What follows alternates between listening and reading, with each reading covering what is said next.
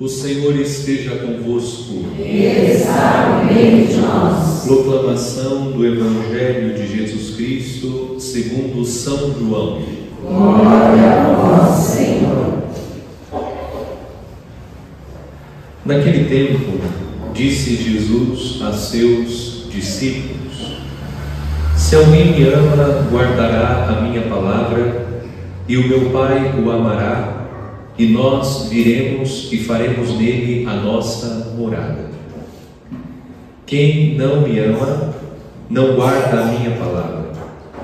E a palavra que escutais não é minha, mas do Pai que me enviou. Isso é o que vos disse enquanto estava convosco. Mas o defensor, o Espírito Santo, que o Pai enviará em meu nome, ele vos ensinará tudo e vos recordará tudo o que eu vos tenho dito. Deixo-vos a paz, a minha paz vos dou, mas não a dou como o mundo. Não se perturbe, nem se intimide o vosso coração. Ouvistes que eu vos disse: vou, mas voltarei a vós. Se me amasseis, ficaríeis alegres, porque vou para o Pai, pois o Pai é maior do que eu.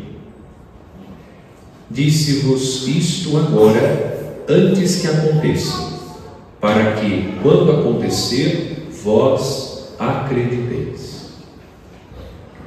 Palavra da salvação. Glória a vós, Senhor.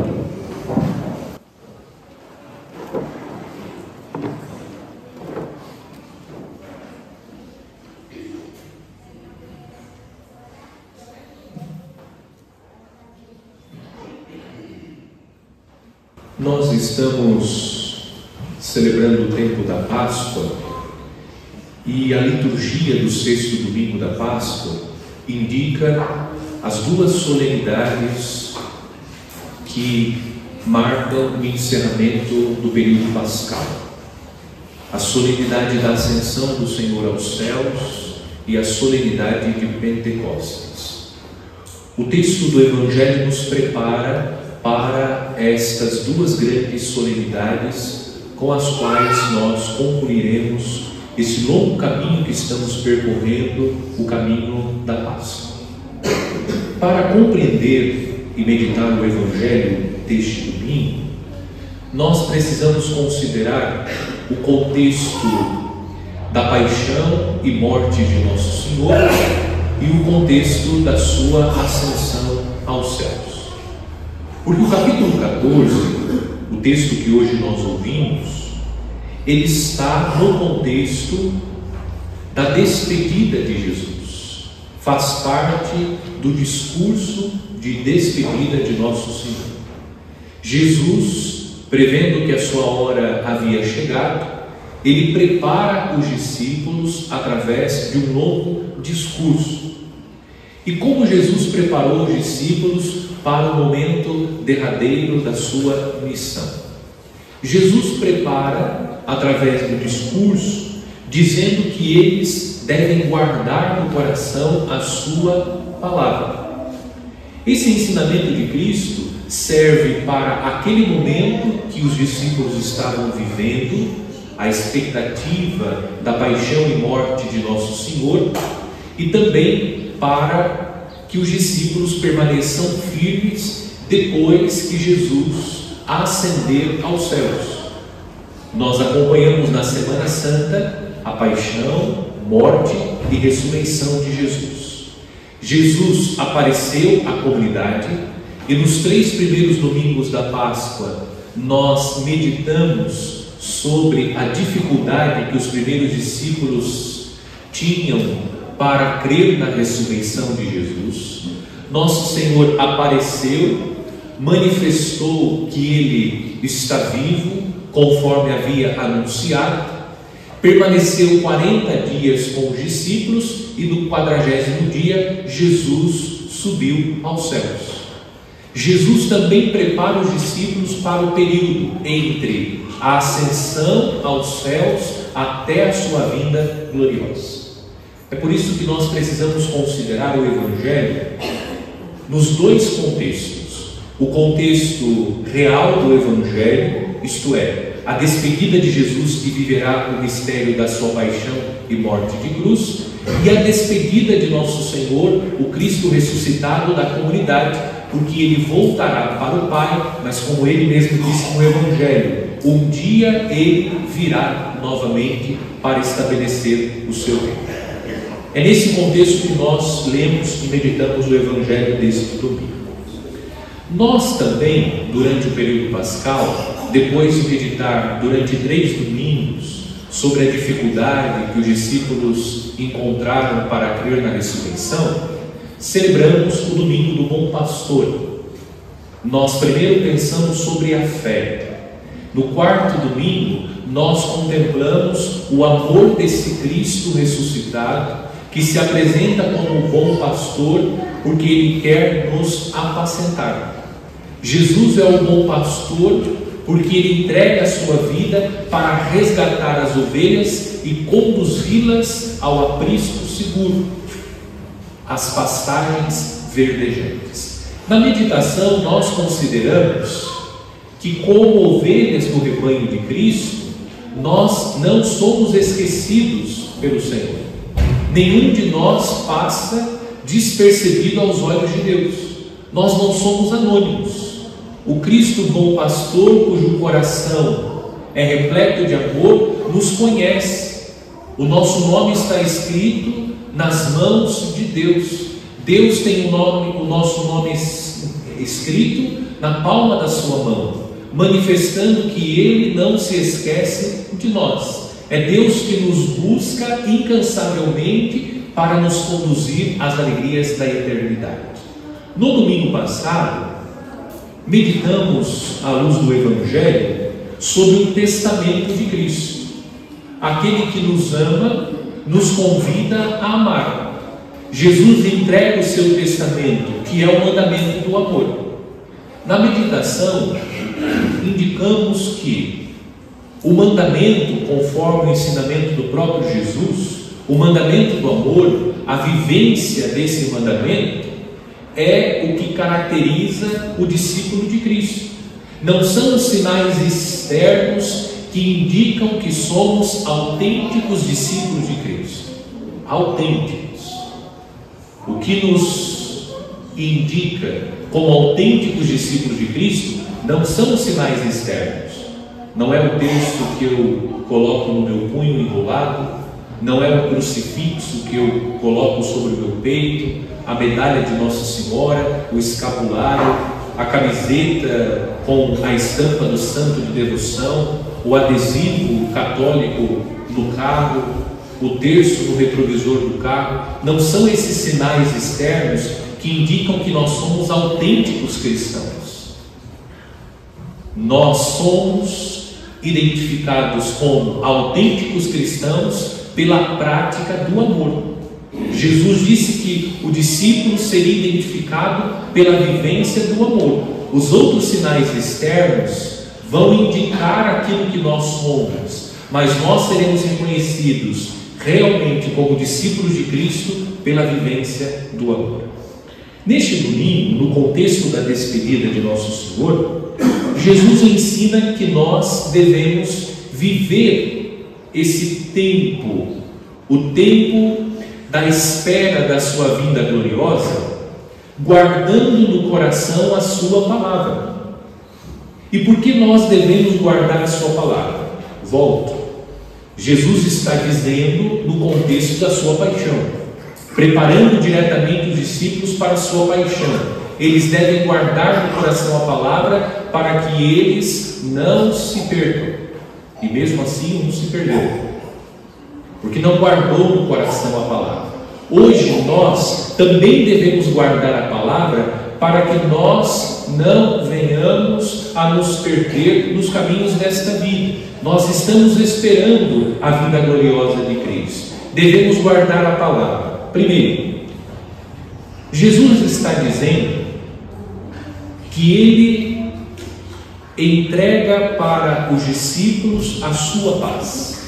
deixo-vos a paz, a minha paz vos dou, mas não a dou como o mundo. Não se perturbe nem se intimide o vosso coração. Jesus está entregando a sua paz, e antes de entregar a sua paz, ele pede que os discípulos guardem no coração a sua palavra, porque os discípulos vão passar pelas tribulações. Aqueles que conviveram com Jesus passaram pela tribulação da prisão, da paixão e morte de nosso Senhor. E depois os discípulos, após a ascensão de Jesus aos céus, continuaram passando pelas tribulações. Em primeiro lugar, a paz que Jesus comunica não significa que nós estaremos imunes, isentos às tribulações. Pelo fato de ser cristão, de ser discípulo de Cristo, de viver o mandamento do amor, não faz de nós pessoas blindadas às tribulações desta vida. Você ficará doente. Alguém da sua família pode ficar gravemente doente. Nós podemos passar pela experiência do sofrimento, o sofrimento de ver uma família em conflito. Nós estamos suscetíveis a passar pela dor do desemprego. Pelo fato de ser cristão, nós não estamos imunes a todas essas coisas. Jesus não prometeu que nós estaríamos imunes, isentos, blindados às tribulações e provações desta vida. Mas Jesus está comunicando a sua paz. E a paz que Jesus comunica está associada à sua palavra. Se nós guardamos no coração a palavra de Cristo, sofrendo as provações desse mundo, nós vamos experimentar a paz de Cristo. Por quê? Porque o Espírito Santo, como Jesus nos ensina no Evangelho, o Espírito Santo, o outro Paráclito, ele será enviado, e o Espírito Santo, diz Jesus, ele vos ensinará tudo e vos recordará tudo. Quando nós guardamos a palavra de Jesus, a palavra de Deus no coração, nas horas difíceis da vida, nas provações e tribulações, o Espírito Santo nos ensina à luz da palavra o que nós devemos fazer. Como eu devo me comportar? Como eu devo reagir? Devo falar? Devo me calar? Qual é a reação? Qual é a ação? Qual é o caminho a ser seguido? Qual a porta eu devo abrir? O Espírito Santo vai nos ensinando, porque nós guardamos a palavra no coração.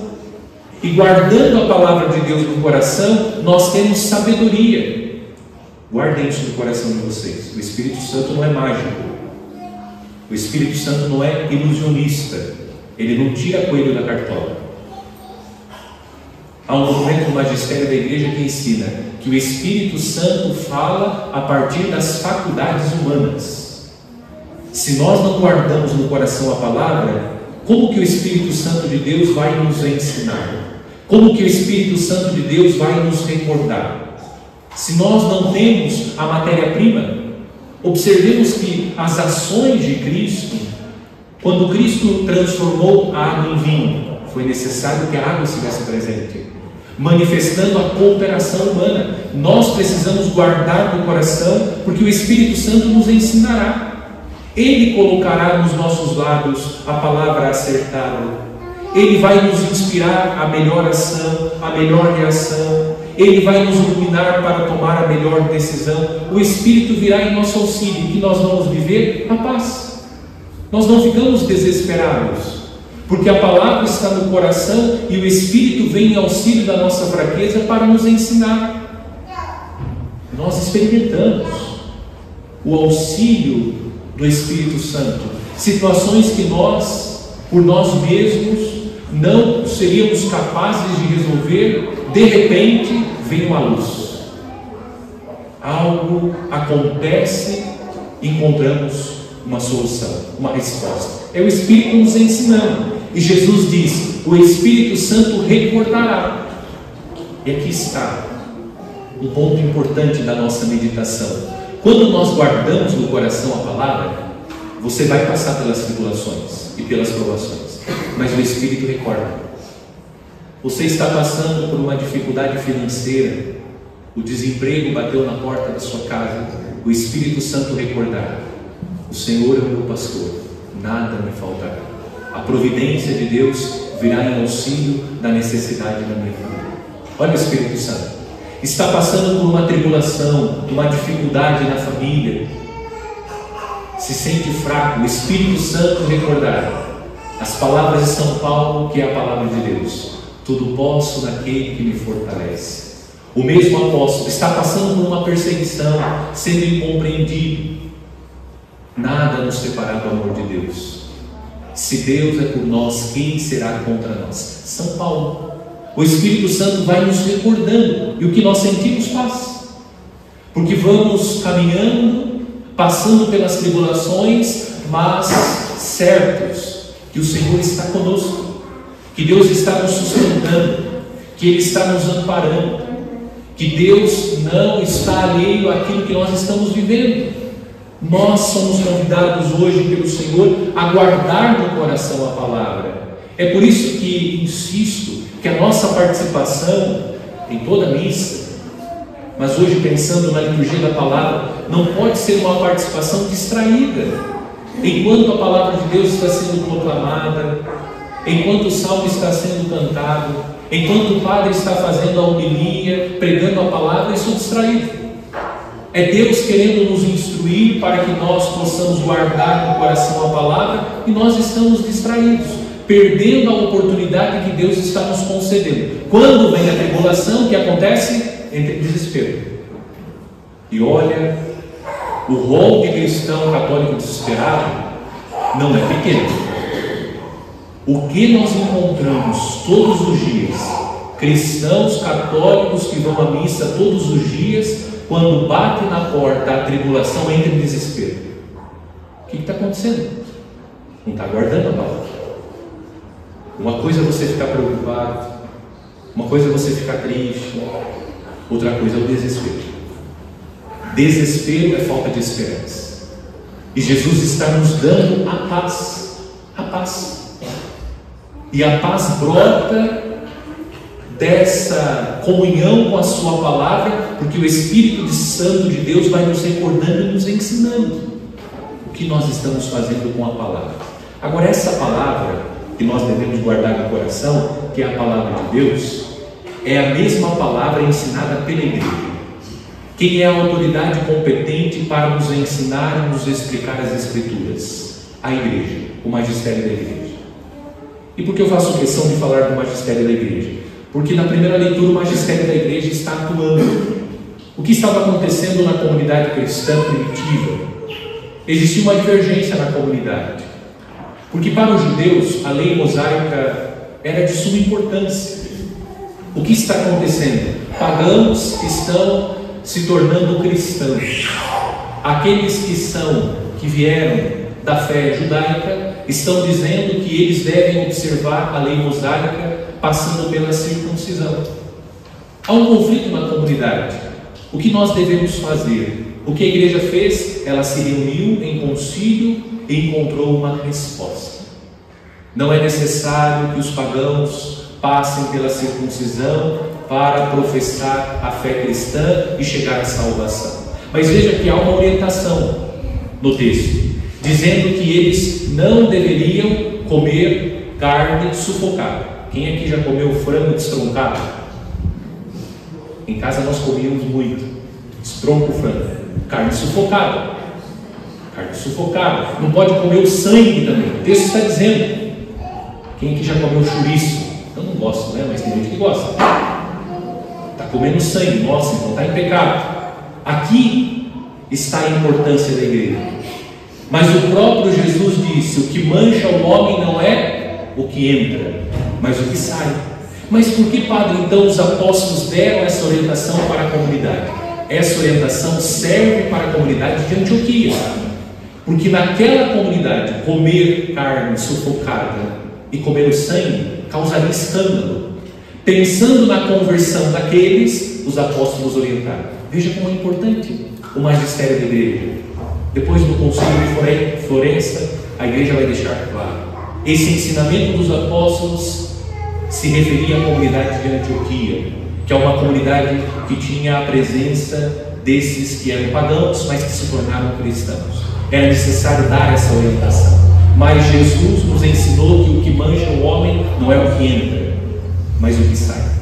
Veja como é importante fazer a leitura correta da palavra de Deus, porque muitos estão anunciando a palavra de Deus, mas uma palavra mal interpretada, uma palavra ensinada de maneira errada, que não tem comunhão com toda a tradição bíblica e com toda a tradição apostólica. Essa palavra que nós devemos guardar no coração é a palavra de Deus ensinada pela igreja. Também é importante falar do magistério da igreja, porque hoje em dia a internet é uma graça, é uma bênção. Quanta coisa boa hoje nós podemos ver, acessar graças à internet. Mas também é verdade que deu palco para um grupo de doidos. É verdade. Tem muita gente na internet hoje achando que tem o direito de criticar o Papa, de criticar o bispo, que sabe mais que o Papa e mais que os bispos. Cuidado. Essas pessoas não fazem parte do magistério da igreja. Não fazem parte do magistério que é o magistério competente para ler, interpretar e ensinar as Escrituras. Porque você escuta cada absurdo na internet, então tenha muito cuidado. Nós escutamos o magistério da igreja. Quem é o magistério da igreja? É o Papa e o Colégio dos Bispos. Ponto final. É ali que nós vamos encontrar o ensinamento seguro sobre a palavra de Deus. Guardemos, irmãos e irmãs, no coração a palavra, para que o Espírito Santo nos recorte e que, passando pelas tribulações da vida, possamos manter a paz, certos que Deus cumpre a sua promessa.